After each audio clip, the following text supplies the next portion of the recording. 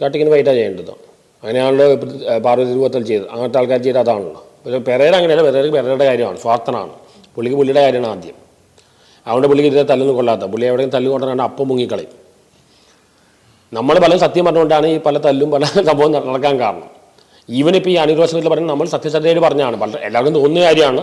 നമ്മളൊരു ഇൻസ്റ്റിങ്ക്റ്റ് പേര് പറഞ്ഞു, തെറ്റാന്ന് തോന്നിയപ്പോൾ നമ്മൾ കളയും ചെയ്തു. സത്യം പറഞ്ഞാൽ അത്ര വലിയ പ്രശ്നമാണ്.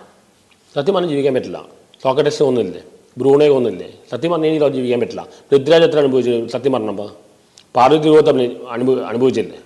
സത്യം പറയുന്നത് ഭയങ്കര ബുദ്ധിമുട്ടാണ്. ഒരുപാട് സത്യങ്ങളുണ്ടാവും. പ്ലേറ്റോ ഫിലോസഫർ പറഞ്ഞിട്ടുണ്ട്, സത്യം പറയുന്നത് ഒരുപാട് സത്യങ്ങളുണ്ടാവും.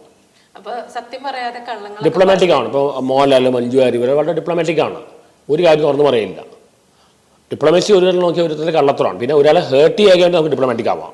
പക്ഷേ എപ്പോഴും ഇപ്പോൾ ലാലേട്ടനോട് ഏതോ ഒരു ഫുട്ബോൾ മത്സരം കാണാൻ പോയപ്പോൾ 7 ടീം ജയിക്കും ചോദിച്ചപ്പോൾ അവിടെ പോലും ഡിപ്ലോമസി പുള്ളി കാണിച്ചു.